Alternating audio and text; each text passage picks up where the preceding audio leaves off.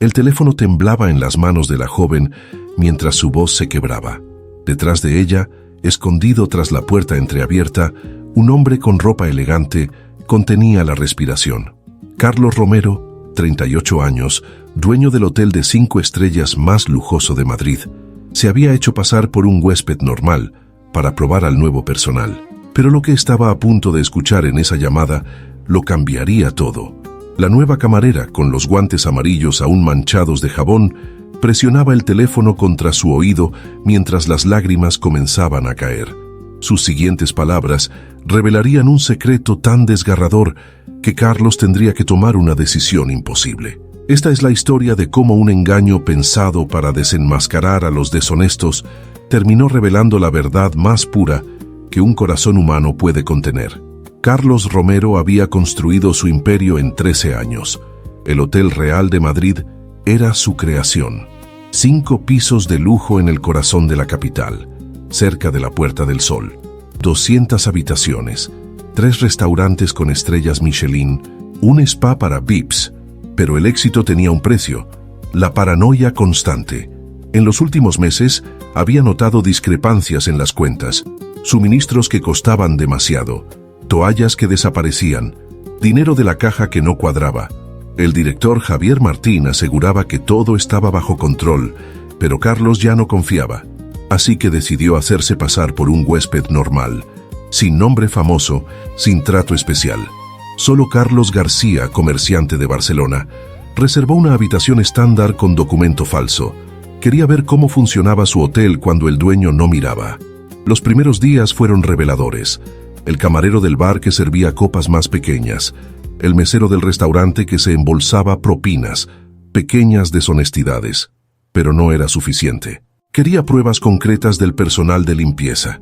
Las camareras lo veían todo. Tenían acceso a dinero dejado en las mesitas, joyas olvidadas. Había 6 camareras en el segundo piso. 5 parecían profesionales, pero la sexta era nueva. Su placa decía Laura Sánchez, tal vez 26 años, cabello castaño recogido, uniforme azul perfecto. Se movía con determinación nerviosa, como alguien que necesitaba desesperadamente ese trabajo. Carlos decidió concentrarse en ella. Dejó la habitación desordenada esa mañana. 50 euros en la mesita, bien visibles. Un reloj caro en el lavabo del baño.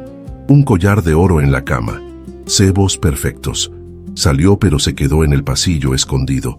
Quería ver qué haría Laura. Después de 10 minutos, la vio llegar con el carrito.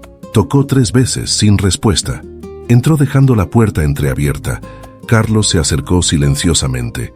Laura hacía la cama con movimientos precisos. Había visto el dinero, pero no lo tocó. Limpió el baño, movió el reloj delicadamente para limpiar debajo, lo puso en la misma posición. El collar lo dobló con cuidado y lo puso en la mesita. Estaba por irse satisfecho cuando el teléfono de Laura vibró. Lo sacó, miró la pantalla y su rostro cambió completamente. El color desapareció.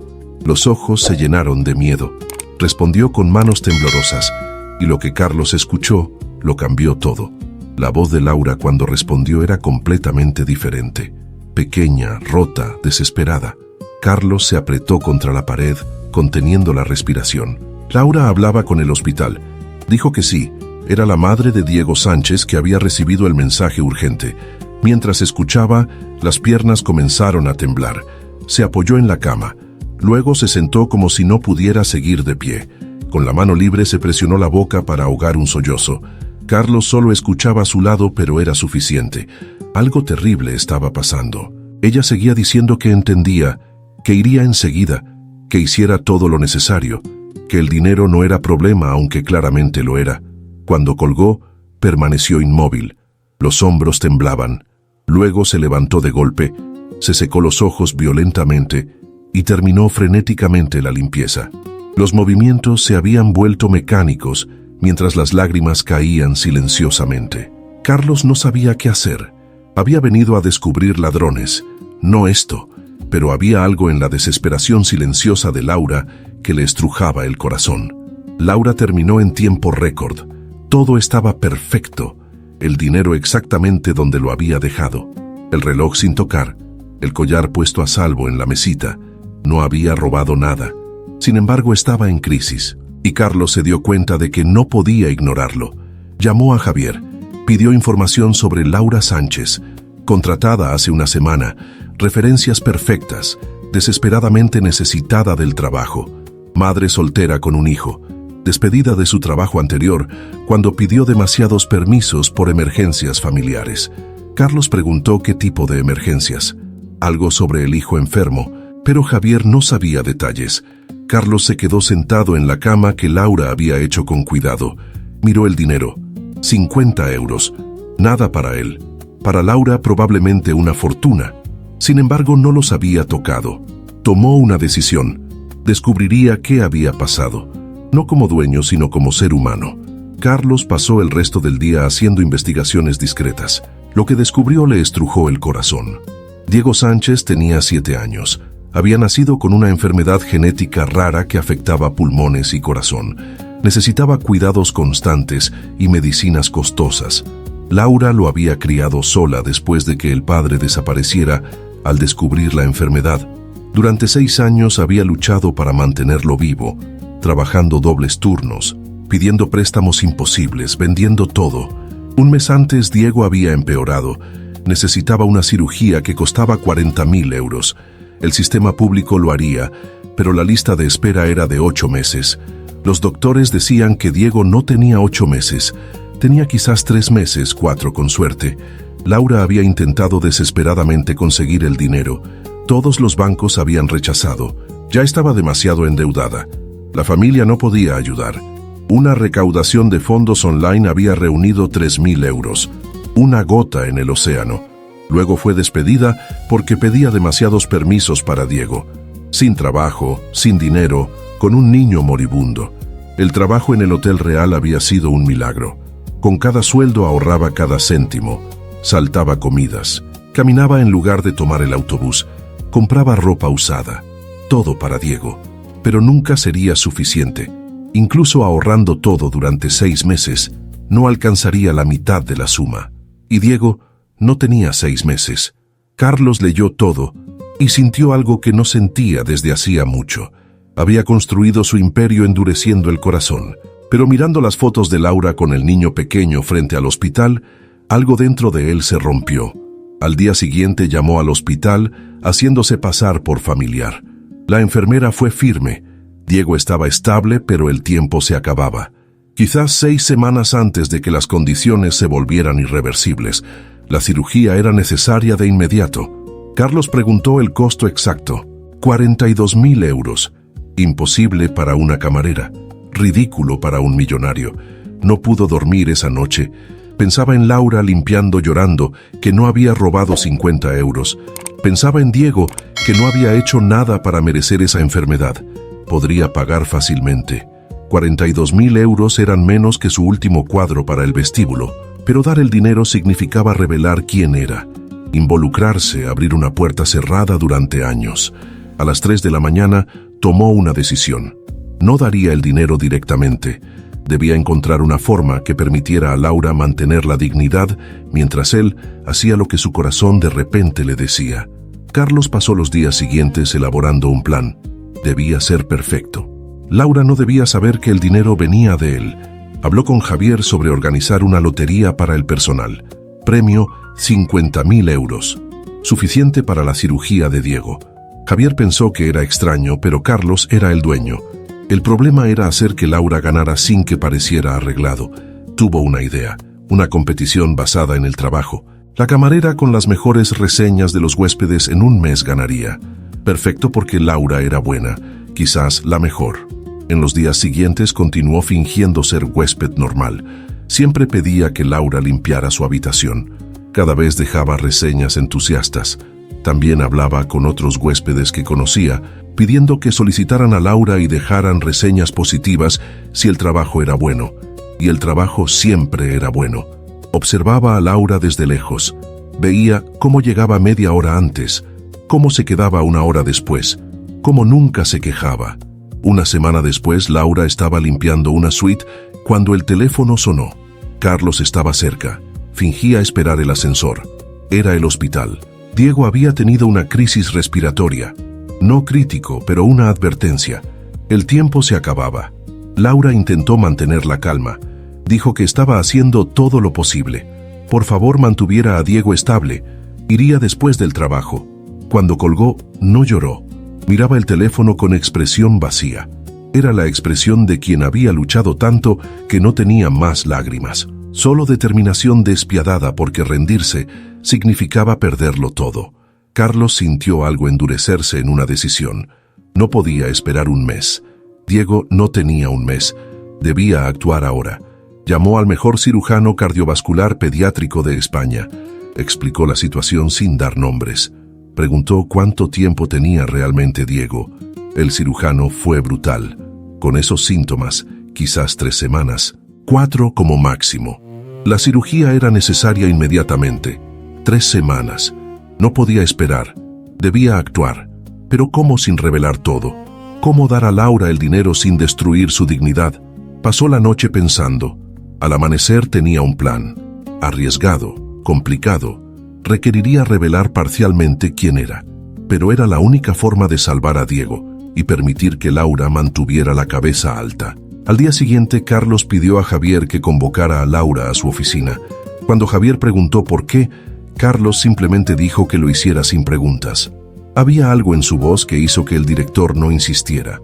Laura llegó a la oficina del director con expresión aterrorizada. Pensaba obviamente que sería despedida.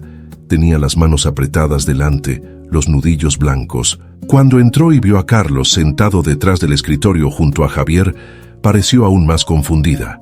Carlos la miró por un largo momento. Luego pidió a Javier que los dejara solos. El director pareció sorprendido, pero obedeció, cerrando la puerta detrás de él. Laura permaneció de pie frente al escritorio, temblando. Carlos le hizo señas de sentarse. Ella se sentó en el borde de la silla. Lista para huir o colapsar, no estaba claro cuál. Carlos comenzó a hablar con voz calmada. Explicó que no era Carlos García, huésped normal. Era Carlos Romero, dueño del Hotel Real. Se había hecho pasar por huésped para probar al personal, ver cómo funcionaba su hotel cuando no miraba. Laura se puso aún más pálida. Probablemente pensaba que estaba acabada, que todo por lo que había trabajado estaba colapsando. Pero Carlos continuó. Dijo que había observado su trabajo durante días. Había visto su dedicación, su honestidad, la forma en que trataba cada habitación como si fuera la más importante. Había visto que no había robado el dinero que había dejado deliberadamente a la vista. Había visto una empleada que era exactamente el tipo de persona que quería en su hotel. Laura escuchaba en silencio, las lágrimas que comenzaban a formarse en los ojos. Luego Carlos dijo algo que la sorprendió. ¿Te está gustando esta historia? Deja un like y suscríbete al canal. Ahora, continuamos con el vídeo. Dijo que también había escuchado por casualidad su llamada del hospital. No intencionalmente, había sucedido mientras probaba al personal. Pero ahora sabía de Diego, sabía de la cirugía, sabía que el tiempo se acababa. Laura comenzó a negar con la cabeza, las lágrimas que ahora fluían libremente. Comenzó a disculparse, a decir que nunca había dejado que sus problemas personales afectaran el trabajo, que siempre había sido profesional, que nunca pediría permisos ni favores especiales. Carlos levantó la mano para detenerla. Dijo que no debía disculparse por nada. Había hecho un trabajo impecable en circunstancias imposibles. Cualquier otra persona se habría derrumbado. Ella, en cambio, había seguido presentándose, haciendo su trabajo perfectamente, manteniendo su dignidad incluso cuando el mundo colapsaba a su alrededor. Luego hizo la propuesta. El hotel tenía un fondo de emergencia para empleados en dificultades. Era poco conocido porque raramente se usaba, pero existía. Carlos había decidido usar ese fondo para cubrir el costo completo de la cirugía de Diego. No era caridad. Era una inversión en una empleada valiosa que había demostrado integridad y dedicación. Laura lo miró incrédula. No podía hablar. La boca se abría y cerraba, pero no salía ningún sonido. Carlos continuó. Dijo que había una sola condición. Después de que Diego se recuperara y estuviera estable, Laura seguiría trabajando para el hotel durante al menos 2 años. Quería que se convirtiera en supervisora de limpieza, que formara nuevo personal, que transmitiera su ética de trabajo a otros. No debía devolver el dinero, debía pagarlo con su tiempo y conocimiento. Finalmente, Laura encontró la voz. Preguntó con voz rota por qué estaba haciendo esto. Él no la conocía. Eran extraños. Carlos fue honesto.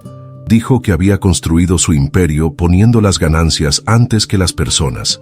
Había endurecido su corazón porque pensaba que era la única forma de tener éxito. Pero viéndola trabajar con tal dedicación, mientras su mundo se derrumbaba, había entendido algo. El verdadero valor no estaba en los números en un papel. Estaba en las personas que se presentan cada día y hacen su mejor esfuerzo incluso cuando nadie las mira. Laura comenzó a sollozar. No podía creer que fuera real. Carlos se levantó, fue al otro lado del escritorio y puso una mano en su hombro. Dijo que era real.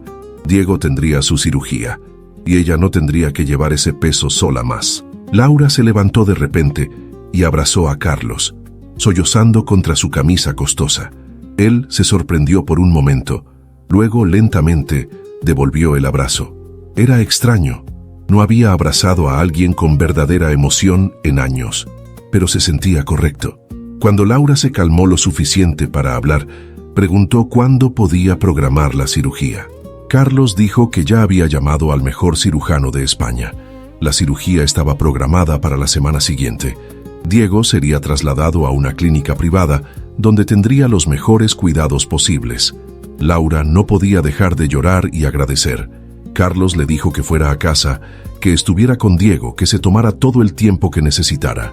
Su trabajo la esperaría cuando estuviera lista para volver. La cirugía fue un éxito. Diego fue operado por el mejor cirujano pediátrico de España en una clínica privada con equipos de vanguardia. 8 horas de cirugía delicada. Pero al final, el doctor salió del quirófano con una sonrisa. Diego lo lograría. Carlos estaba allí, en la sala de espera con Laura. No había planeado estar. Solo pensó en llamar para saber cómo había ido. Pero cuando llegó la mañana de la cirugía, se dio cuenta de que no podía quedarse lejos. Quería estar allí, no como dueño del hotel, sino como ser humano que se preocupaba. Cuando el cirujano dijo que la operación había sido un éxito, Laura se derrumbó en lágrimas de alivio. Carlos la sostuvo mientras lloraba, y por primera vez en años, se permitió sentir algo más profundo que el frío cálculo de los negocios. La recuperación de Diego fue larga pero constante. Semanas en el hospital, luego meses de fisioterapia. Carlos venía a visitarlo regularmente. Al principio, se decía que era solo para verificar su inversión, pero la verdad era diferente. Le gustaba ver al niño, escuchar sus risas mientras se recuperaba, ver el color volver a sus mejillas. Diego era un niño brillante y dulce que había pasado la mitad de su vida en hospitales, pero no había perdido la capacidad de sonreír. Cuando descubrió que Carlos era el señor amable que había ayudado a mamá, lo abrazó fuerte y preguntó si podía llamarlo tío. Carlos, que nunca había querido familia o lazos personales, sintió algo en el pecho apretarse y abrirse al mismo tiempo. Dijo que sí, podía llamarlo tío. Laura volvió al trabajo después de 3 meses, cuando Diego estuvo lo suficientemente estable para volver a la escuela. Pero no volvió como camarera. Carlos mantuvo su promesa y la ascendió a supervisora de limpieza. Su salario se triplicó. Tenía una oficina, responsabilidades, respeto, pero más importante, tenía esperanza. Por primera vez en años podía mirar al futuro sin terror. Diego estaba bien, estaban bien. Todo gracias a un hombre que se había hecho pasar por huésped y había descubierto algo que no estaba buscando: la bondad de una madre desesperada que nunca había perdido su integridad. Un año después, Carlos invitó a Laura y Diego a cenar. No en uno de los restaurantes del hotel, sino en su casa, su apartamento privado que pocas personas habían visto. Cocinó personalmente, algo que no hacía desde hacía años, paella como le había enseñado su madre antes de morir. Después de cenar, mientras Diego veía dibujos animados en la sala, Carlos y Laura se sentaron en el balcón mirando Madrid iluminada de noche. Laura lo agradeció una vez más. Carlos negó con la cabeza. Dijo que era él quien debía agradecerle. Ella le había recordado por qué había empezado todo esto, por qué había trabajado tan duro para construir algo. No era por el dinero o el poder, era para hacer la diferencia en la vida de las personas.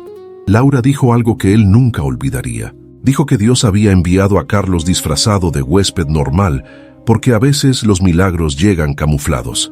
Debes mirar más allá de la superficie para verlos. Carlos rió. Dijo que quizás tenía razón. Se había hecho pasar por alguien más para descubrir la verdad sobre otros. Pero en el proceso, había descubierto una verdad sobre sí mismo, que no tenía que ser solo un hombre de negocios frío. Podía ser algo más. 3 años después, el Hotel Real de Madrid tenía una nueva política. Cada empleado en dificultades financieras por emergencias médicas o familiares podía solicitar al fondo de emergencia. Carlos lo había expandido enormemente después de Diego. Había ayudado a 23 empleados en 3 años. Algunos devolvían el dinero cuando podían, otros no. A Carlos no le importaba. Laura se había convertido en directora de operaciones del hotel, la segunda posición más alta después de Javier. Diego, ahora 10 años, era un niño sano y vivaz, que quería ser doctor cuando creciera para ayudar a otros niños, como él había sido ayudado. Y Carlos todavía era dueño del Hotel Real, aún un hombre de negocios exitoso. Pero también era algo más ahora. Era tío para un niño que no tenía lazos de sangre, pero había conquistado su corazón. Era amigo de una mujer que le había mostrado que la verdadera fuerza es nunca rendirse, incluso cuando el mundo se derrumba. Era alguien que había aprendido que a veces debes fingir ser alguien más para descubrir quién eres realmente. De vez en cuando caminaba por los pasillos de su hotel, se detenía y miraba al personal trabajando. Recordaba aquel día cuando se había hecho pasar por huésped y había escuchado a una mujer llorar por teléfono. Recordaba cómo todo había cambiado y sonreía, porque a veces la mejor inversión que puedes hacer no es en acciones o propiedades, es en personas. Y a veces el mejor retorno que puedes recibir no es en dinero, es en saber que has salvado una vida y en el proceso has salvado también tu alma. 5 años después de aquella llamada que había cambiado todo, el Hotel Real no era solo el más lujoso de Madrid. También era conocido como el lugar donde los empleados eran tratados como familia, donde las personas en dificultades encontraban ayuda, no juicio, donde la integridad de Laura se había convertido en el estándar que todos intentaban alcanzar. Carlos había expandido el programa a otros hoteles que había adquirido. El Fondo Diego, como lo llamaba en privado aunque oficialmente tenía un nombre más formal, había ayudado a cientos de empleados en toda España. Diego tenía 15 años ahora, completamente sano, y trabajaba medio tiempo en el hotel los fines de semana. Quería entender el negocio desde dentro antes de ir a la universidad. Carlos le había dicho que siempre habría un lugar para él, si quería, después de graduarse. Laura se había casado con un médico que conoció durante uno de los controles de Diego. Un hombre amable que la amaba a ella y a su hijo. Carlos había caminado con ella hacia el altar, orgulloso como habría estado un padre verdadero, y Carlos había entendido finalmente qué significaba la familia. No era solo sangre, era elegir presentarte por alguien día tras día, era ver a alguien en su peor momento y decidir quedarse, era fingir ser alguien más y descubrir quién eres realmente en el proceso. El teléfono en su mesita de noche tenía una foto como fondo de pantalla. No era de su hotel o sus éxitos, era de él, Laura y Diego en un picnic en el parque, todos riendo por algo que Diego había dicho. Miraba esa foto cada mañana al despertar. Le recordaba que lo más precioso que había encontrado no había estado en un balance o en una inversión. Había estado detrás de una puerta entreabierta, en una llamada desesperada, en los ojos de una madre que nunca se había rendido. Y cada vez que escuchaba a un empleado llorar o luchar, no miraba hacia otro lado. Se acercaba, preguntaba, ayudaba, porque había aprendido que a veces eres puesto en la vida de las personas en el momento justo para hacer el milagro que necesitan. Y a veces, mientras los ayudas, ellos te salvan a ti. Dale like si crees que la verdadera riqueza está en la capacidad de ayudar a otros cuando nadie está mirando.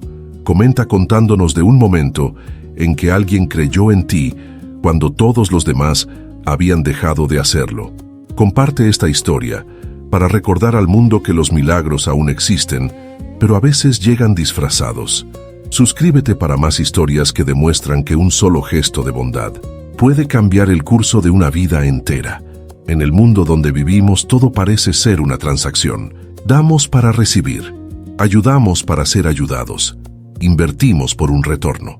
Pero la historia de Carlos y Laura nos recuerda que el verdadero valor no se mide en dinero o poder, se mide en la diferencia que haces cuando nadie está mirando, cuando no hay nada que ganar, cuando la única razón para actuar es porque es lo correcto. Carlos había ido en busca de ladrones y deshonestos. En cambio, encontró la honestidad más pura en una mujer que tenía toda razón para robar, pero eligió no hacerlo.